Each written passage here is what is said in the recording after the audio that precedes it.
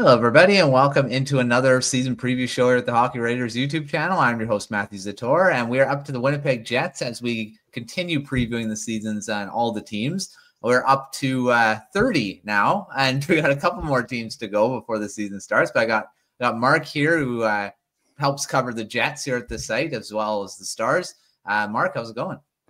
It's going great, Maddie. Thank you once again for having me. Just like the playoffs, I got to see you multiple times, and in the season preview, I get to see you multiple times. So I don't know who's luckier, me or you, but it's good to be here, man. Thank you. For sure. Yeah, we're hockey's just around the corner. I mean, as we're recording this, training camps are on. We got preseason hockey just around the corner, or tomorrow, in fact. We got some going on. So hockey's finally here, and this off season is nearing an end. The longest off season I've ever experienced, at least in my writing career. So I mean, it's great to have hockey back. So we're gonna talk about the Winnipeg Jets, of course, coming off the season where they won the President's Trophy. Unfortunately, got kicked by your Dallas Stars. So that's kind of interesting. You're covering both teams here. It's going to be interesting to see what they do this season.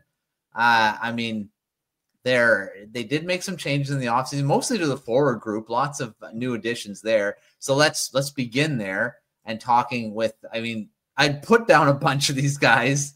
Jonathan Toews is probably the biggest addition. We got a few other veterans in there. You can pick and choose which guys you want to talk about the most, or you can talk about them all, whatever you want to do.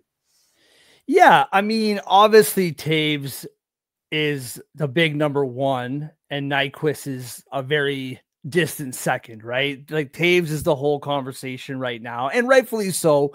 I'll start with Nyquist just because I think Toews is the longer conversation. Nyquist, 2 years ago, career season, he's had 20+ goals one other time in his career. Very, very down year last year with the Predators, and then even more down when he was traded to the Wild. I think his time with the Wild, including playoffs, like 4% shooting percentage, they're going to really need him to step it up. Obviously, you're going to talk about the departures, and there was one big key one that they're going to have to replace some goals. So they're going to want Nyquist to have at least 20+. And we'll see if he still has that. I'm assuming him and Iafallo will probably bounce kind of back and forth, second, third line. Maybe not, but that just feels how this is probably going to go.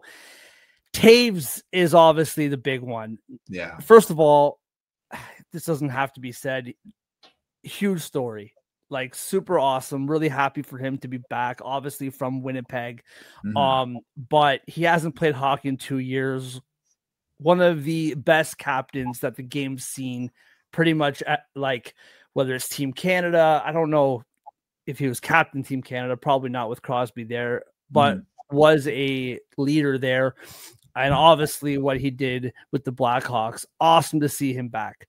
So that out of the way, really good story, feel good story. As far as on the ice goes, Maddie, like your guess is as good as mine, right? Like he's currently second line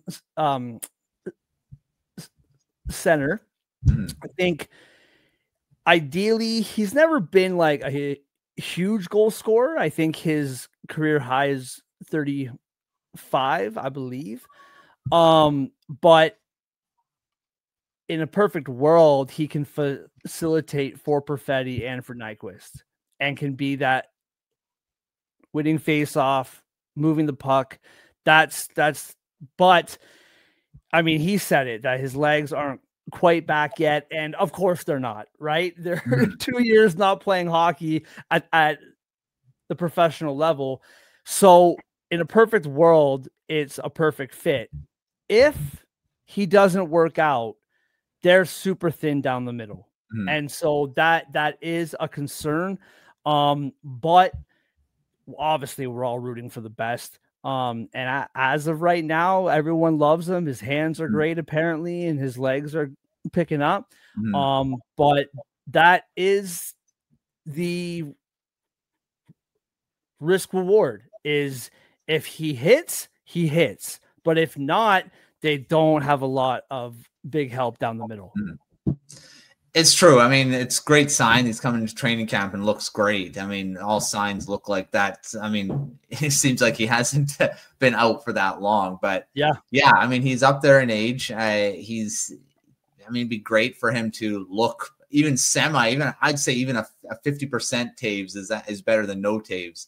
The way he's playing, right? The way he's played in his career.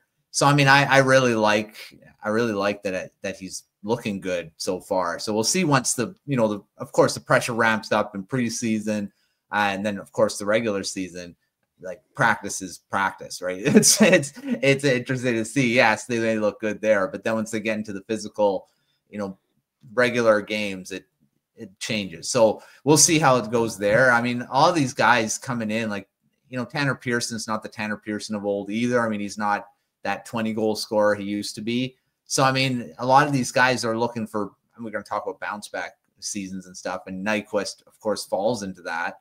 So, yeah, lots of maybe question marks in a lot of these additions. So, it's going to be interesting to see how all of them kind of mesh with the team. Yeah. All right, Tao, the obvious one for big storylines in the forward group is Nikolai Ehlers is no longer a Jet, and they're going to have to replace his goals and his speed, which, I mean, he brought a lot of. Is that the biggest storyline heading into the season here? I think so. I mean, if you're not talking about the ice, Kyle Connor's contract, like that, Kyle Connor, his contract is a hot topic right now. So if you're not talking about the game itself, that's going to be around until it's not, if you know what I mean, right? So that might be something to talk about later. I think for sure, man. I think the Winnipeg Jets are so funny, dude. Like, they're just this team that it doesn't matter how much success they have. There's always these questions of, are they really that good? Like, are they really going to do this again? Now, he was like, what I loved about him, obviously scored goals, like you said, was fast, but he was clutch. Like a minute, 90 seconds left, you want him with the puck. Who's going to be that guy, right? Perfetti showed that, especially Game 7 last year against the Blues. Who's going to be that guy? I do think that's the big storyline. The other one for me, and we talked about Taves. If Taves hits, then this whole roster is slotted perfectly. I think Pearson on the fourth line is a really good pickup. Like you said, he's not the guy he was, but still good on that fourth line. I'm gonna butcher this name. My brain's escaping me. The third line center, Namestnikov. I'm butchering that name.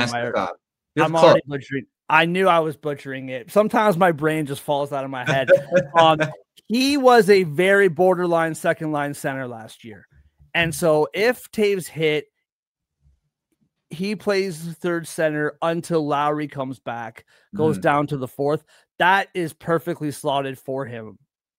So it's not what we were talking about just now about Taves personally. What will he do? But if he hits, the whole roster benefits. Yeah. So I think those two things are the big ones.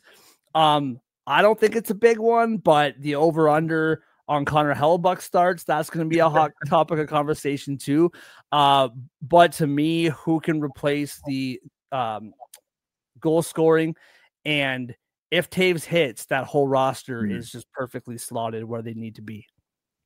It's true. I mean, Namestnikov's done a great job in that second line. Namestnikov. I need to get that into my head. Namestnikov. Thank you. He's done a great job in the second line center role. We've talked about it in the past and preview shows, playoff previews. I believe we talked about it too. Is that they don't have a traditional second line center where you're like, yeah, he's in the elite, top of top second line center. He's done it. I mean, and they've been successful and won a President's Trophy with him as a second line center. So, I mean, it works. And you add Taves and he is good. Then Namestnikov is, like you say, slotted down the lineup and he's facing lesser defenders. He might even be better. So, I mean, that's going to be an interesting thing to watch because, yeah, Nemesnikov's done whatever he can, even though he's not looked at around the league as a second line center. He's more like, more third line on most teams, but this is a great Jets team, and he was a second line center, so that's pretty good. Yep, no, you're right. All right, looking at the defense, which, I mean, not really any major changes. They added a couple like lesser names, but nothing that really moves the needle. So they're pretty much bringing back the veteran core, the guys that were there last season, led by Josh Morrissey. What do you see as storylines, question marks, if any, in the defense group this season? Yeah, I mean, the question mark for me, the big one is they have a lot of depth of like third pair defensemen. Lots of third pair defensemen. If one of those top 4 guys goes out, depending who it is, Luke Schenn can probably go up. Fleury if he has to. But beyond that, and even that, like they don't have like really solid defensive depth other than a ton of guys who could play the 5th spot, the 6th spot. So that's the one thing for me. Can they like be healthy? I think Pionk had a phenomenal year last year. What's next for him? Sandberg, like listening to like Jets radio, Jets podcast, they love this Sandberg guy, and he played terrific last year, especially playoffs, right? So, and I believe 5.75 like new deal, right? So what's next for him? Josh Morrissey, for me, I just love watching this guy play, man. Like, this might be off of your question. I just got to say, like, Josh Morrissey, watching him play, I think maybe it's because he's the Jets. I don't know. Yeah. But when you talk about the best defenseman, like, his name comes up, like, way down the list. Yeah. And I just think that, like, the way he defends, the way he shoots the puck, it's just, like, phenomenal. They just don't have anybody beyond that, like that top 4 to replace somebody like him or even like Sandberg, Pionk, what have you. So that's my big storyline is like this D-core, they have to stay healthy. They're also kind of old. Like if we're talking about it that way, and I know this sounds kind of negative, but they were the best defensive team last year. Right. Yeah. And I think that's what I mean about the Jets team, dude, is I think they allowed, was it like 170 goals or something stupid? Like it's like really good. Yeah. And I know they have Hellebuck, but that defensive core is really good. But this is what I mean is that they played so well, but you can't help but ask the question, like Josh Morrissey's 30 years old, DeMello 32, Pionk 30, Fleury 29, Schenn 35. Like, are any of these guys' wheels going to fall off anytime soon here? Like, that is something fair to ask. So those would be, some of the questions that I'm keeping my eye on as we move forward here. Yeah, I mean, Hayden Fleury, he came into the lineup when Josh Morrissey was hurt in the playoffs, right? And he looked really good. So he might take a bigger role this season, maybe. I mean, we'll see how that goes. But yeah, I do agree with that. I mean, it's something that injury to a key guy, all of a sudden they're scrambling for guys to kind of fill in. So that's going to be an interesting thing. If they maybe address that to get another defender, we'll see.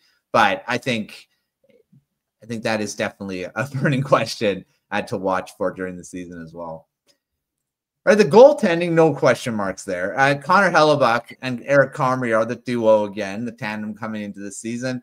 Hellebuck, Vezina Trophy winner. We don't have to talk a lot about his playoff performance because that won't be a question until the playoffs. We all know he's great in the regular season. Is this tandem, I mean, are they, I'm not going to say they're good enough because they probably are. Do you have any thoughts on the goaltending going into this season? I mean, with Connor Hellebuck, like we all know what the guy's going to do during the regular season. And we all know it's the same conversation with him as it is for the, Toronto Maple Leafs, as it is for the Dallas Stars, as it is for whatever really good team in the regular season you want to talk about, whatever the sport is What about the playoffs? We know during the regular season, this guy's going to start 60 games minimum. Yeah. He's going to win most of them. He's probably going to be at least top 3 Vezina candidate. And by February is like, will he back-to-back Hart Trophy? Like this is, I think we can just kind of pen that in. Yeah. Like Comrie last year, 9 wins, 10 losses. I mean, 2.39 goals against, 914 save percentage. Like when you look at the wins lost, you're like, oh, whenever like Connor's not in the net, the Jet, like they're going to lose. He played really well. He just didn't really get like the run support that he needed when he played. So I had no problem with Comrie coming back. And yeah, that's really all there is to be said. I think we know what Connor Hellebuyck's going to be. Yeah. And I actually like Comrie last year. I just think he had some bad luck where his team was like, I don't know, maybe before the game started, they're like, oh, well, boys, chalk this one up to an L. We'll be back on Monday. I don't know. But his stats were actually pretty good for the games that he played. It's true. And you mentioned earlier with the workload of seeing, Hellebuyck maybe playing less. But that's showing that, Comrie should be playing a bit more games then and being confident that he can do that. So, because Hellebuyck, he might have that fatigue might have come into play in the playoffs. We don't know. So, and it will be good for him to get some less games. Yeah, and I mean, like last year was the Four Nations. This year Olympic, is the right. So, but it's just so funny, like with goalies, Maddie, and I'm curious, like your thought, like he'll tell you, I want to play more. Like I'll play 70 games and the Olympics. I don't care. I'm fascinated by this. Like, why can't goalies play like more games? Anyway, that's a different podcast. But there's no doubt he should probably play less. But if you ask him, bro, he wants them all. Like he wants them all. So we'll see what happens. He's one of the only goalies that teams really rely on. Vasilevsky is probably the other one. Yeah. I mean, maybe Jake Ottinger maybe falls in that category too. The Stars kind of rely on him a lot. So, I mean, there's not a lot of goaltenders that can do it too, right? And a team that's confident enough to play them that many games, right? All right, looking at the division, which of course they won last season because they won the whole league. What are you looking at? Are they still the top, or I mean, they're probably going to be fighting again with the 3 powers in the Central Division. There are other teams coming up though that. Doing all these previews, Utah is being talked about as maybe taking a jump, not into that top 3, but kind of challenging it. So is that what you see him as the Jets still that class of the division, or are they going to get a bit of competition? Yeah. They were so good in every category last year, whether it's scoring goals against, power play. I think they were 13th in the penalty kill, which isn't great, but still top 15. Like they were just so good all across the board all year long. Yeah. Like we talked about the Dallas Stars a couple of weeks ago. The Dallas Stars were really good from January on, but they had to work their way to get there. Winnipeg just dropped the puck and they were just dominant the whole season. Yeah. So you would expect that to not be that way. You would expect it to not be quite that simple. I just think that with like Dallas, I don't think that their roster necessarily got better, but like the new coach, new philosophy, they have a lot of really young, good players who just keep getting better. So they didn't really add better players, but their roster got better just based on the youth. Colorado got a lot deeper. Their goaltending, while it is better than it was, is still kind of a question mark for me. I don't see the Jets. And listen, I like this Jets team. I just don't think they did enough to keep up to being the top. If anything, if the Jets were like the standard last year, they're probably like blending more in with the 3, maybe the wild card spot. That's my personal opinion. I also think that you're talking about who'd you mention? Utah. Yeah. And don't get me wrong, I really like Utah. They're still the Coyotes kind of. So I'll see it when I see it, right? But the Blues, the Blues puked on themselves. Like they should have won that series last year, right? Yeah. We can praise Winnipeg all we want, and rightfully so, man. That was an incredible game. I'll never forget that game. One of the best games of the whole playoffs, that game 7. But the Blues, 2.5 hours before that game ended, the Blues should have been on a plane. Yeah. And right. So the Blues, I think, are going to be a lot better. So I think they'll be good. I just don't think that they did much to really keep that position as the Kings. Mm-hmm. Like the Kings of the Central, not like the Kings. Yeah. Okay. Yeah, no, I agree with that. I think like the question marks of, is Taves a second line center, or is he more a, Nemestikov type where, they're more, I don't know. Or Nemestikov is the second line center and Taves slots in as the third line center, which, I mean, I guess it'd be fine, but it is, it's going to be something. I don't think they did enough either. I mean, to be the winners and to be the President's Trophy winners again, that's a pretty tall order, especially when you didn't really add anyone to replace Ehlers. And because the guys they did add, none of them are speedsters. I mean, none of them have that speed. So they've lost a lot in that department. And I think that's a big deal. Yeah. And in this division. 100%. Just one more thing.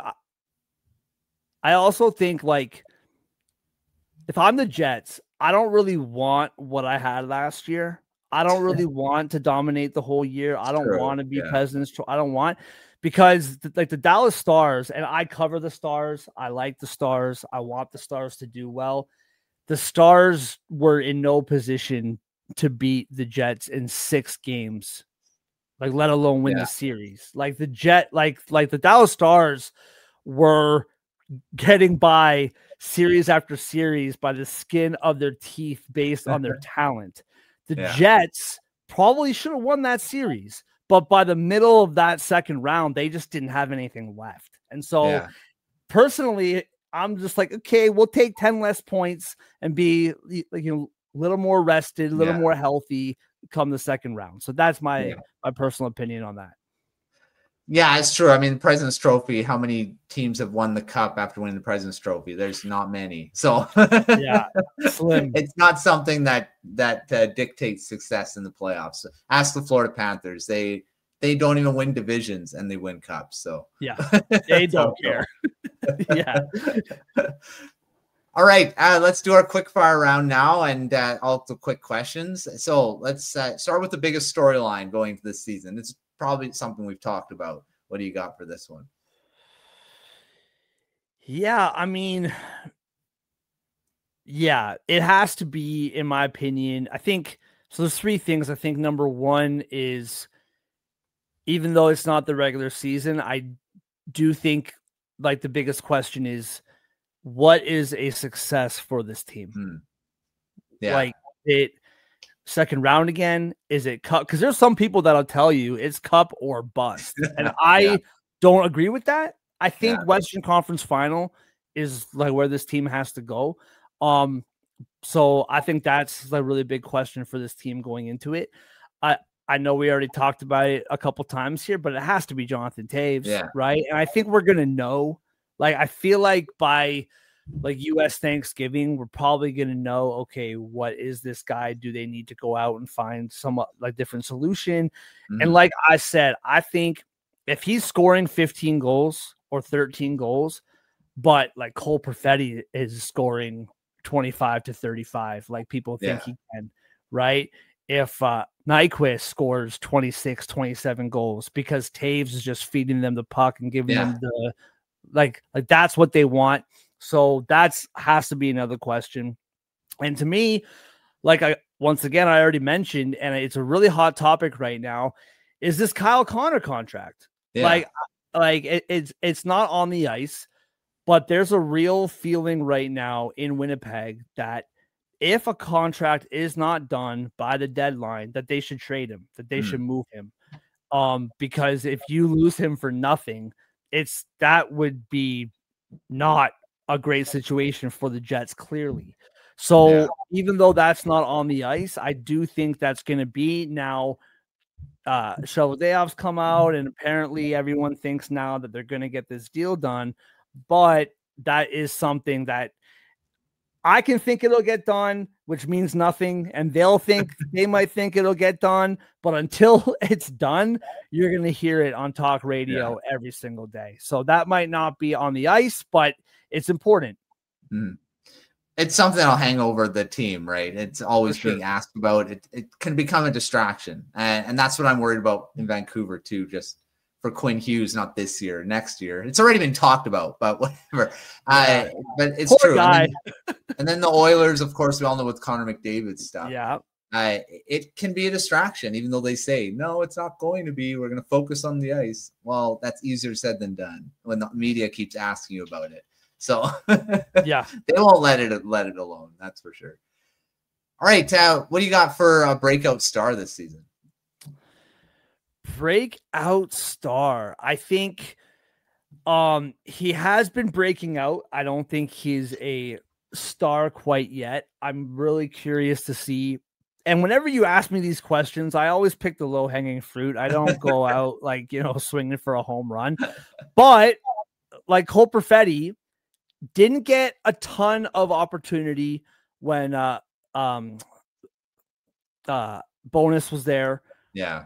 Last year was clearly his best season since coming in. Now, again, with Taves, this is a real opportunity for him to really break out. And I think he's capable of between 25 and 35 goals.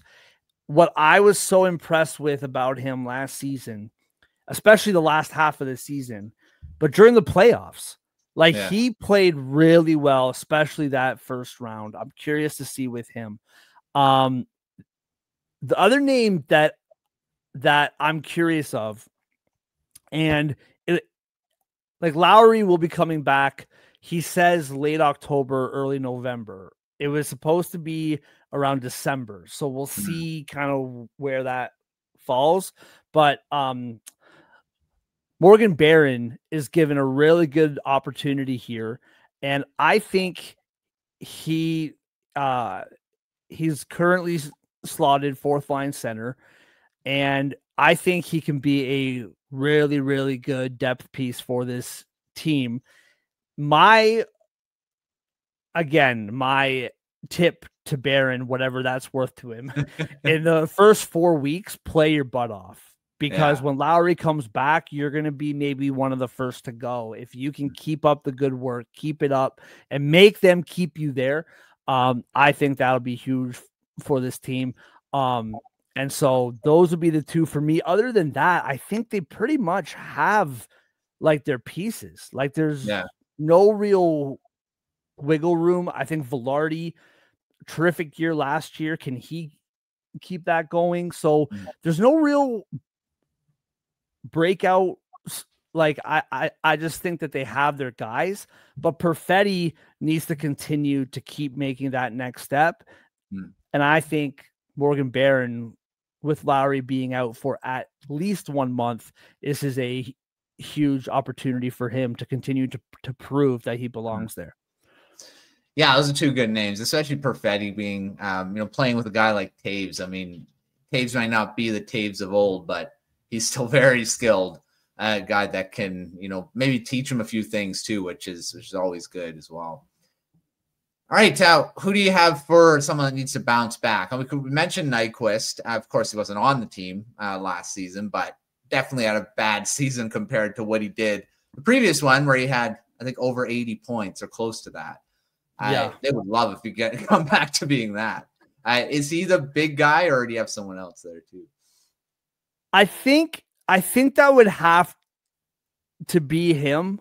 I think that the other guys, Niederreiter, is a very good depth piece, but you kind of know what you're getting from him. I don't think you're really looking at him. He got 17 goals last year. You're not really looking at him to do, I mean, obviously 20 would be nice, but you're not kind of looking. To me, it has to be Nyquist. And I think because he wasn't there last year, I think that you're right. Like normally it would be somebody who was on the team. Yeah. But because of what they lost, that kind of heightens what they need from him. Yeah. More than, right? Because that's what this is you lost this guy to Carolina. He's going to go and probably score 35 to 40 goals. And this is who you have to replace him. Like, no disrespect to Nyquist, but that's the general feeling right now. Yeah. So, like, despite the fact that he wasn't there last year, I think it has to be him, man. Because they're like not just seeing 24 plus goals walk out the door, but like you said, his speed, the way he passed the puck, his clutch gene, like the final 90 seconds of a game, like you're losing a lot with him. And he was there for a long time. Yeah. So unfortunately for Nyquist, it's pretty big shoes to fill. Yeah. But and he's not going to completely fill those shoes by himself. No. But he has to have some resemblance of the Nyquist from a couple years ago that helped the Predators go on that magical run. And quite frankly, they should have beat your team, but your team found a way, just like the Jets found a way last season. Your team, what was it, like down 3-0? You guys raised from the dead and just figured it out. But Nyquist was a huge part of that Predators team. Yeah. And he has to find some resemblance of that for this team. Like, I think they'll be okay if he doesn't, but if you want any resemblance of that dominant team that we saw last year, especially, like, we didn't really talk about it too much, but that power play last year was incredible. And he's going to be a part of that just by necessity. Mm-hmm. So it'll be curious to see how that happens moving forward. Yeah, Nyquist, I mean, he's going to be playing with a similar type center as well. He played with Ryan O'Reilly, very good two-way veteran that's center. A great point. Now he play with Taves, might be able to have that same connection. So we'll see how that kind of goes. And the other wing, Perfetti, I mean, he's no Philip Forsberg, but I mean, the comparisons could be set there too, right? It could be another kind of reincarnation of that type of line. So we'll see how that kind of looks. All right, X factors. What do you have for potential X factors this season? Potential X factors.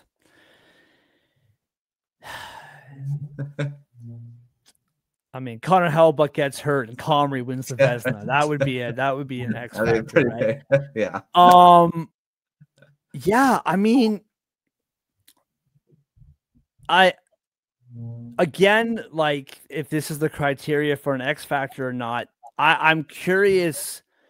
I really feel like that second line really, really needs to. And again, with names like Jonathan Taves, and is that an X factor? But in reality, this guy hasn't played hockey in 2 years. Yeah. If Gus Nyquist, we just talked about, Perfetti, really big year last year, but he has to take that next step. I just think that they were so dominant last year and they had so much depth scoring that if that second line doesn't produce at a decent clip, because like don't forget, man, like there were moments last year, Connor and Scheifele literally had 2 points each every night. Yeah. Every night. And again, you talk about like negative regression, positive regression, like that's a conversation in these different sports, right? And to me, like, I'm not saying Kyle Connor and Marc Scheifele aren't going to be dominant this year, but you don't want them to have to put up 2-3 points each every single night. So to me, the X factor is that second line. Yeah. And yeah, I was gonna say something else, but I think that's good. That's good enough. Yeah. No, the second line's definitely an X factor. We've talked about it multiple times already through the show here. So definitely a key this season to see, probably a key to success for this season, because that's a pretty big, and 2 newcomers too. That's a lot of pressure to put on 2 new guys, but big time, and 2 veterans, right? So they've shown it in the past, so it's not like they can't do it. All right, the Jets, I mean, their lineup's pretty stacked, but do you see any prospects potentially surprising and maybe throwing a wrench into things? And training camp's already started. You might see some signs of that. But do you see anyone at this point? So Solomonson, which I probably butchered that name too, he is somebody that everyone's raving about right now. Is that if he doesn't break camp as the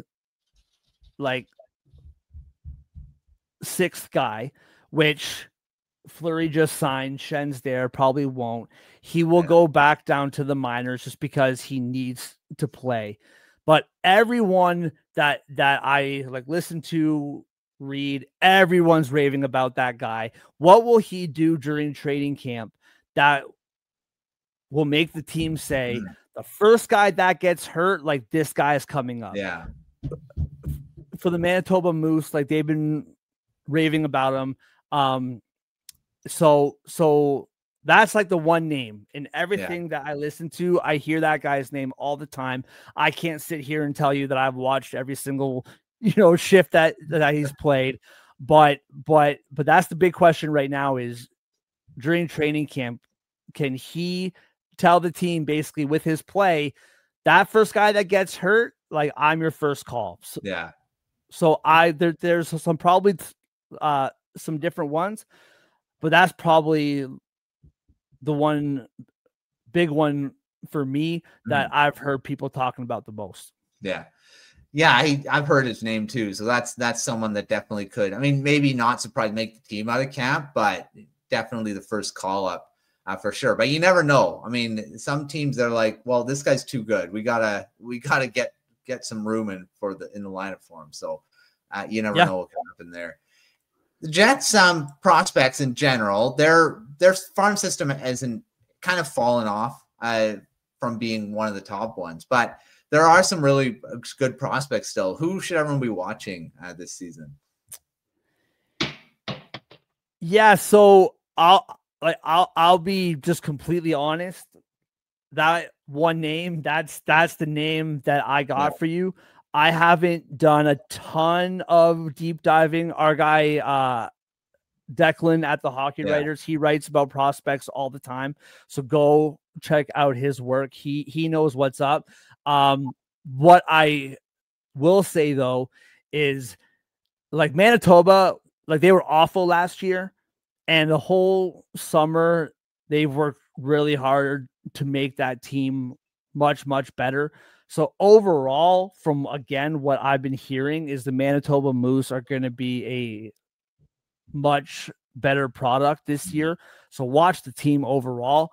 And I hate to make myself look like an idiot, Maddie, but Declan at the Hockey Writers, check out his work. He will help you with the prospects. But I can tell you, just watch the Manitoba Moose and you'll be good enough. Definitely watch the Moose this season. They did have done a lot in the offseason to kind of shore up that team. And they are, I mean, one guy I'll say to keep watching is Brad Lambert. He's still a guy that I think is going to end up being a really good NHL player. His development hasn't been linear. It hasn't been something that's, everyone thought. Everyone knows he started as being a potential for top 5 pick and kind of fallen off, and then hasn't really been the best for the Moose and for the Jets yet. But I still think he's got a great future. So watch his development this season. We'll see if he kind of take another step in his rise. But Brad Lambert, I've always liked him, so keep an eye on him this season too. All right, this might be an easy one. Probably is. There are 2 guys that are going to be probably in this conversation. Who do you think leads the team on forwards? Defense would be Josh Morrissey. We don't really need to. Unless Pionk maybe. So who do you have for leading? Yeah, maybe Pionk, maybe. Really, for that defense, it just depends who's on the first power play unit, which will be Morrissey, right? Like, if that power play is as dominant as it was last year, then yeah, like Morrissey running away. So, I mean, goal scoring, Kyle Connor. Yeah. Everyone talks about Kyle Connor, and rightfully so. The guy had 97 points last year, so probably him.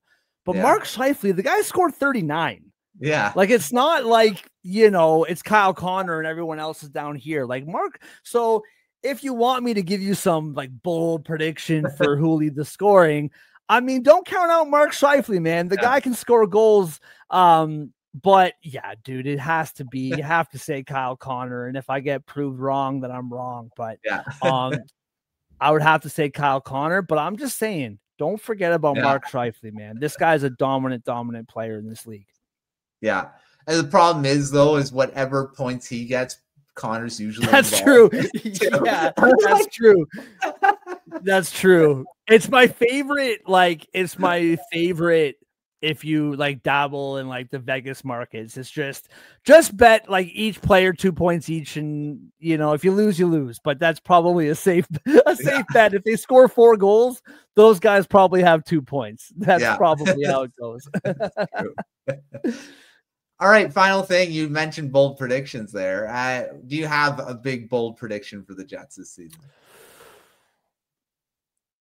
Oh, well, if I have to give a negative bold prediction that I don't necessarily believe, but I think it's on the table, is this Western Conference last year, and people are going to hear this and look at it as like, oh, how could they? The Calgary Flames missed the playoffs with 96 points last year. Like, this West, especially the Central, like, they're coming. Like, you talked about Utah. I know it's in the different division, but I personally think Calgary is going to be pretty good again this year. We'll see. I mean, your boys have the potential to be good. We'll see what happens. Vancouver's just your guess is as good as mine. But a negative bold prediction that I don't necessarily believe, but I can see happening, is that the Jets miss the playoffs, because I do think that they had 118 points or 116 points last year. How many fewer points will they really have? I mean, to say they're going to get 96, that's a lot worse than last year. But I just think everybody got, like, better, Maddie. And I still think they're going to be good. But it's not off the table for them to take just a little bit step back and everyone else just kind of steps forward.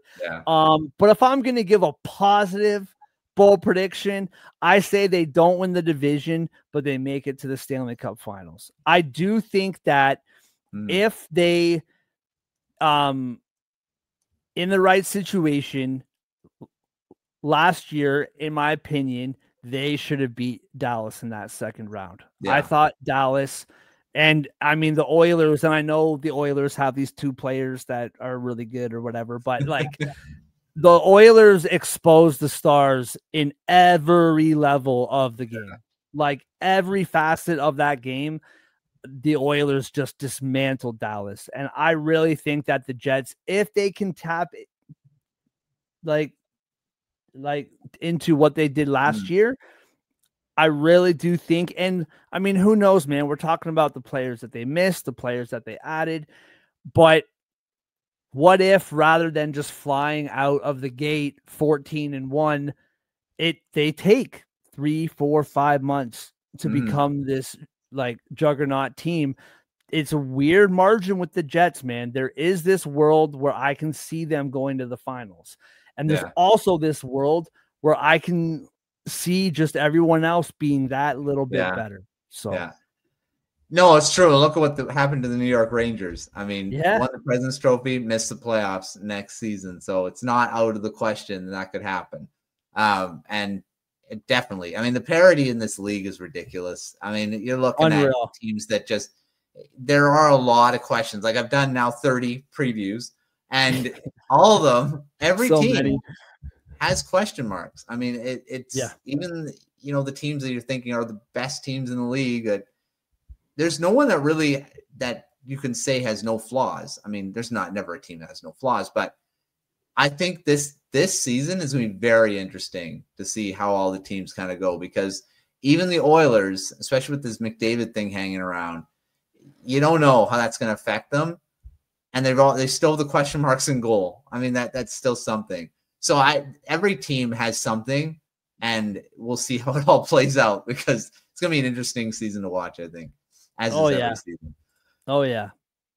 All right. Well, thanks, Marc, for coming on, talking the Jets as we head into the regular season happening in a couple weeks, finally. Actually, it's about 3 weeks away.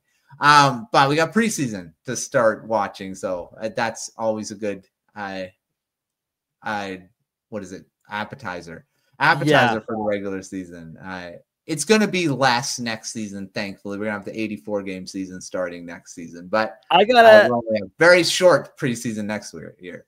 I got to ask you, Matt, and I know that we both cover the league, and we got to say I love watching all 8 preseason games. But I got to ask you, how many preseason games? Because we all can't wait for that first one, right? Yeah. We got the one weekend this weekend. I think Dallas and St. Louis play Saturday. Got a bunch of games Sunday. How many preseason games till you're like, I'm ready?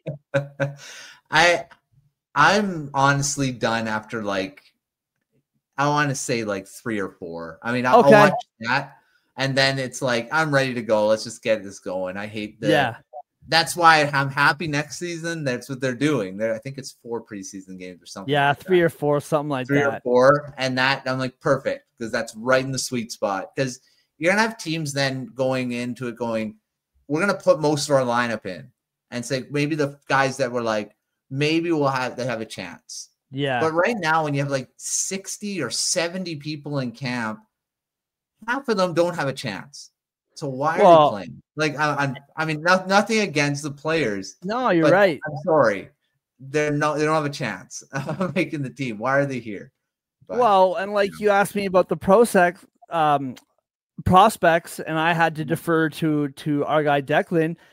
I'm watching this, second or third game, and I'm like, listen, I feel dumb because I don't know who that is. I just want to watch. Yeah. I just want to watch NHLers play. Yeah. But anyway, Matty, thank you for having me, man. I appreciate it, right? So, but thanks for coming on, and make sure to check out everything at thehockeywriters.com. We got crazy amounts of preview stuff, not just the season previews. We got training camps going on. We got takeaways from lots of teams. Covering that. So make sure to check it out. There's tons of stuff to read. If you say there's nothing, go check again. So there's lots of stuff to take a look at. So make sure to doing all that. Take a look at our Substacks to keep you up to date, and all of our other preview videos. Like I say, this is the 30th one out.